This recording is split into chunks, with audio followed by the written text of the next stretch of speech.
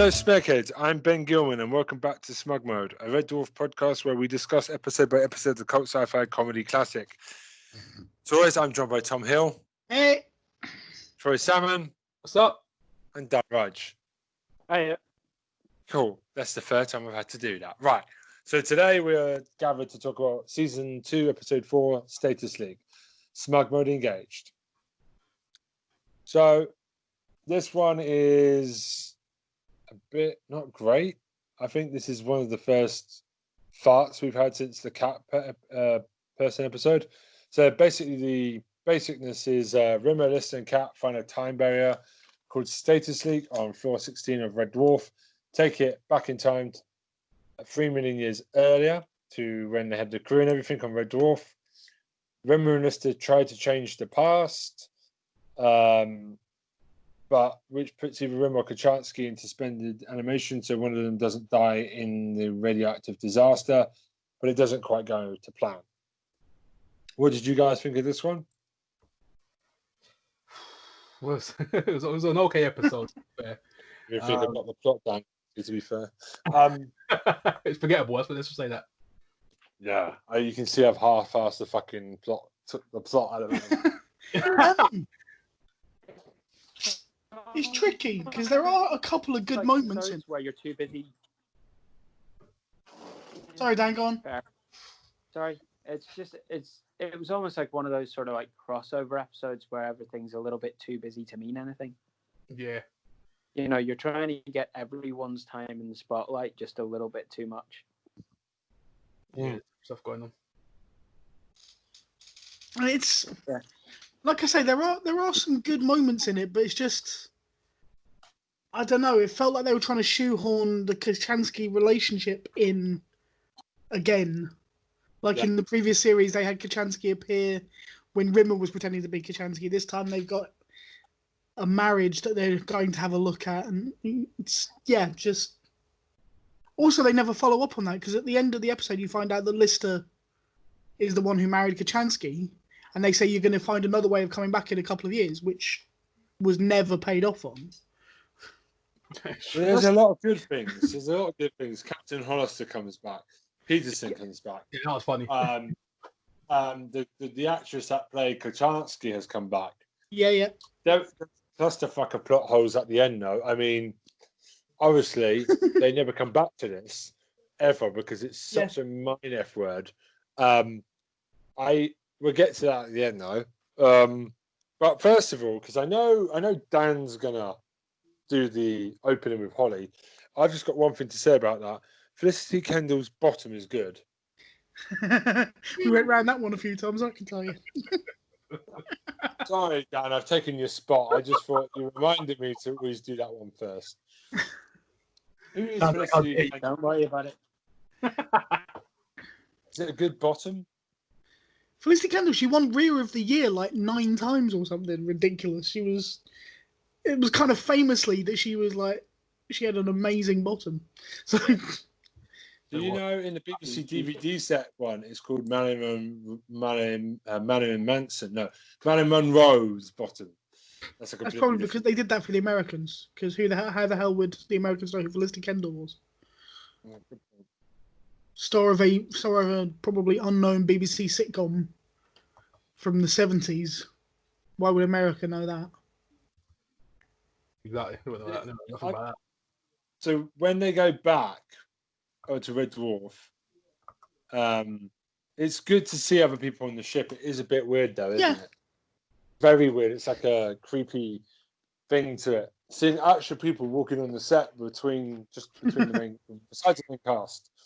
Whenever they do that, I always fear that it's because they felt they didn't have a strong enough episode to not have more people. And that might sound harsh, but I feel like they felt they didn't have a strong enough thing just for their 3-4 cast members, central cast members. So that probably turned me against the episode slightly even before you started, in that there being more people meant it felt more clustered, kind of flustered, and that meant you lost something of the kind of the purity of just them that worked really well. I mean, the ending's kind of really screwed up because obviously we go back to before Red Dwarf exploded. Rimmer sees Rimmer come through the table, which is quite funny. I don't want to escape, but I'm about to come up through the table now. But it doesn't really pay off. It just, at the end, falls apart with loads of different Rimmers and Listers and Kachanskis coming out. Yeah. I had to watch this 3 or 4 times. I mean, my wife was completely confused at what was going on. Yeah. And, so we'll come back to it because I think we have to end it there. But there is one good bit. There's a naked Rimmer attacking giraffes. I want to like that because he took drugs. I can't remember what it was. He takes naked mushrooms. Rimmer. I would have loved to seen that. That would have been fucking hilarious. That's more about you than anything else, really, Ben. Yeah, but yeah.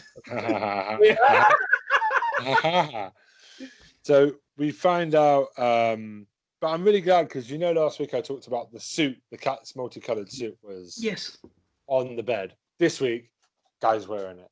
Happy to see that. It's the best suit I've seen so far. Also, I had a look at, you were talking about on the word above the beds last week. What it says is when he's awake, it says awake. When he's asleep, it says asleep. And on that occasion, it said drunk because he was too pissed to be anything else. Oh, my days. Yeah. So far, I haven't found any other variations on that, but those are the 3. And until that point, it had only been awake and asleep. Yeah. What I love about Red Dwarf is the little things in the background. Yeah, it's the little nods. Yeah, I love that stuff. But I'm glad that suit is still really good looking. Even it's not being, how to say it, it's not being ruined by 80s. It definitely looks like something you could put on now and get away with. You know what I mean? It looks fantastic. So we find out Rim. Exactly. But I feel a bit sorry for Lister though, because he's still going through Kachanski's flat, like through her stuff. Like, it's one of the things that I get annoyed about with Lister is we keep coming back to Kachansky, who's not really that interesting a character. What do you think?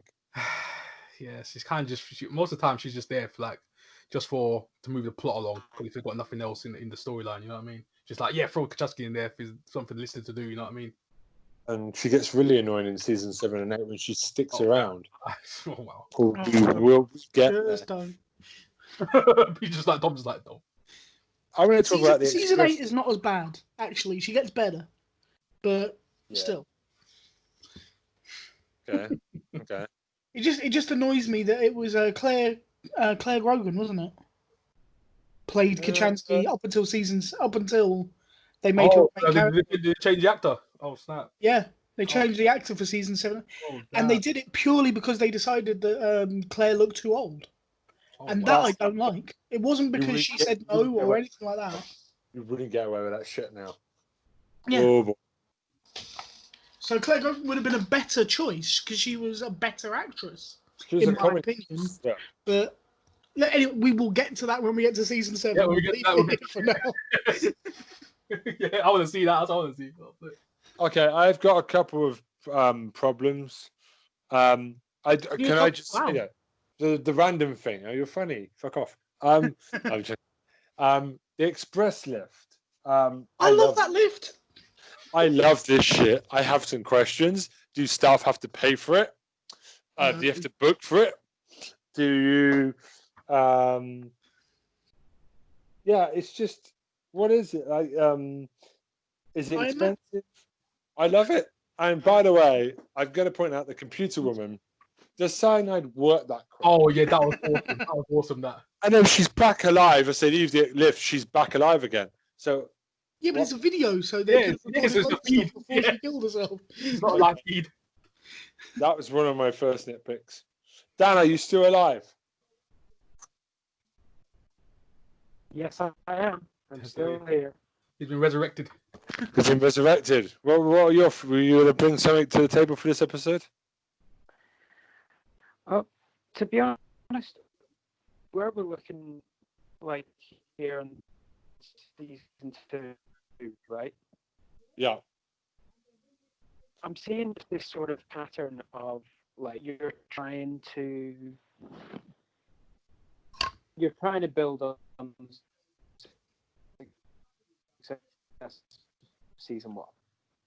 Yeah. You know what I mean? Yeah. Okay. I'll never get to that point.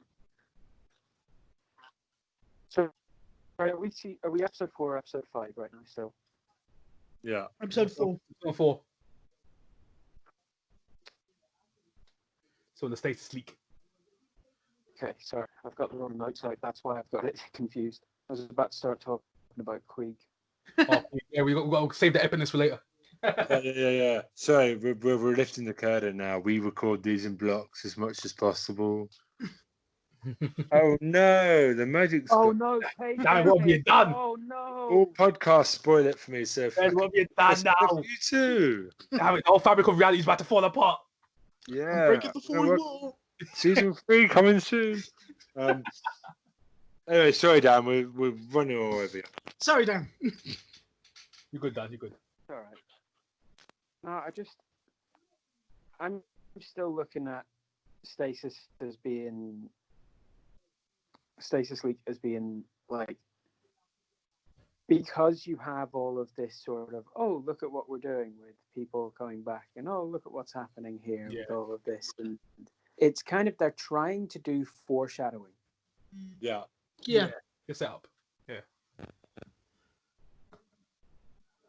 They really are. It's like the entire thing is trying to do foreshadowing, but the way they're trying to do that is also by doing a bit of what is essentially fan service. Yeah. It's true. Mixture of both. It's true. Yeah. Captain Hollister, Peterson, these little winks back to the original season, the first season.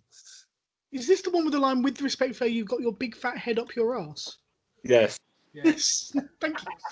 I want to know. Rimmer makes it really worse for himself, but I don't know what the punishment is when he kicks.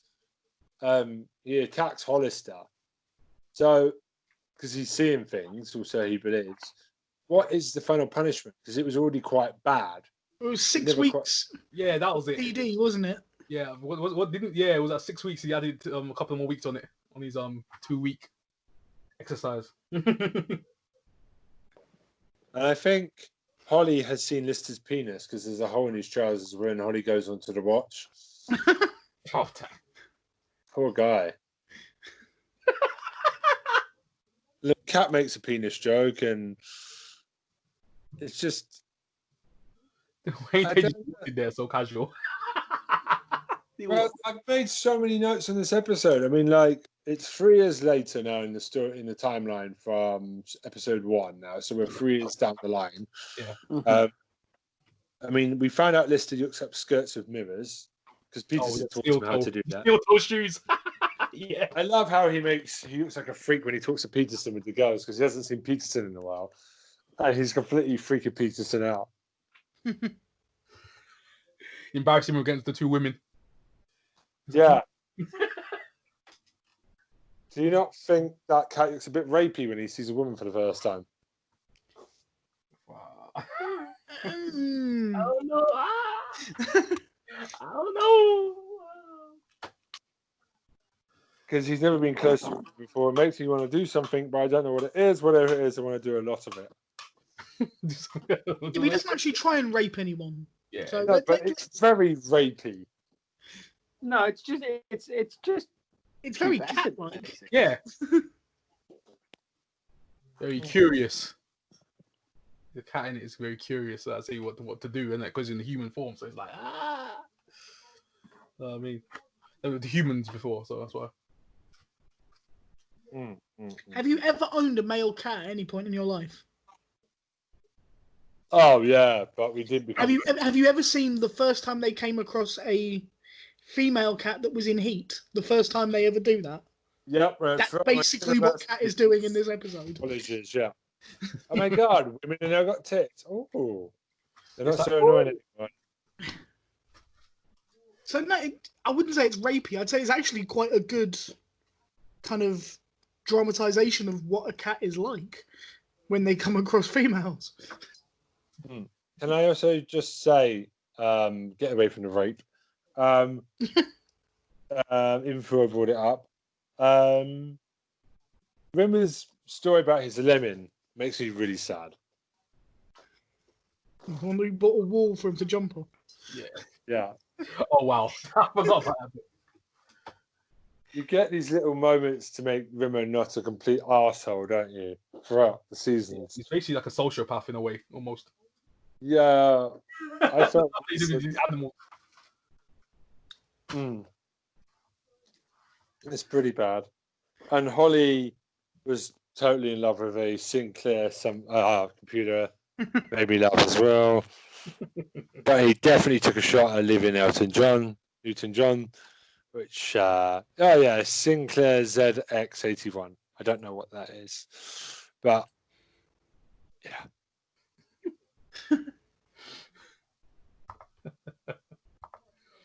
Oh my god.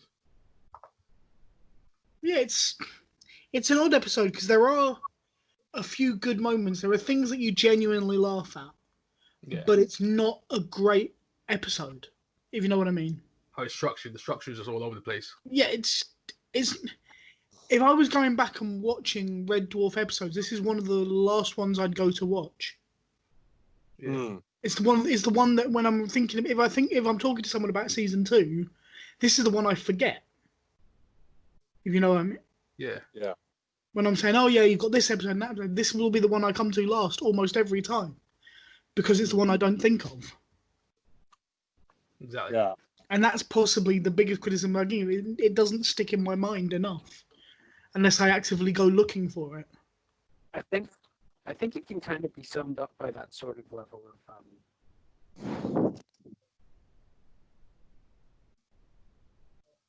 the whole reason why it goes wrong is essentially their past selves are belittled and confronted by their future selves.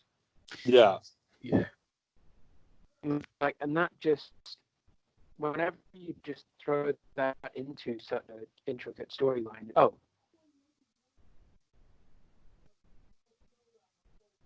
that's kind of, you kind of just shut up by that Rimmer line. What is it? The more rich give up white bread. I don't know. It's a damp squib. Could have been a lot better. Had promise. Could have been something that was leading towards something really cool. Ended up not really being. The best thing about this episode is the bit where Kat's asking what the fuck's going on in your shower. Like, what is it? And that made me laugh. Try and dumb it down in the shower.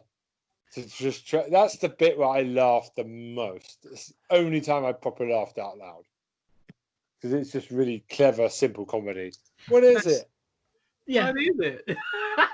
I quite like the bit when they're trying to work out if they can bring people back through the leak. Yeah, exactly. Yeah. And it comes in the dust. Who are you thinking of bringing back? Me. Let's do it. Yeah, you can't just like, well, let's do it. Pure dust.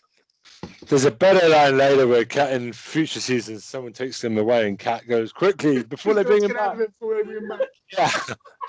Season... Never likes Swimmer. I don't think Kat ever likes Swimmer in all these episodes. That's season 5, episode 1, Hollow Ship. I can't wait. Wow, Tom got that down, yo. That episode. It's one of my favourite episodes of all time, Hollow Ship. So, the other listing never happens. I've got something that might blow your mind about this. Okay. Prepare your bottoms, boys. Okay, that's a statement we're going to have to just record and keep on a loop for you. Yeah, we've got to keep that going. Yeah. The episode, I agree with like it. a low-fi hip-hop beat. Yeah. Oh, go on, Dan. So Kachansky is fully aware. The episode has strongly implied that Kachansky is fully aware the Cat and a hologram Rimmer, and there's a likelihood that she did not die in a radiation leak because it's unlikely she would have allowed herself to die.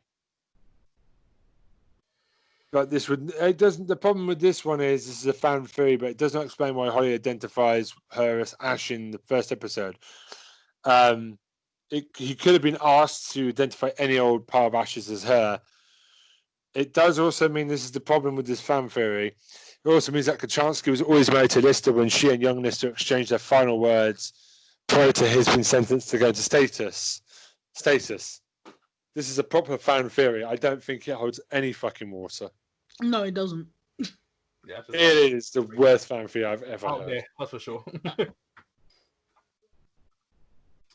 It doesn't. I have a question for you.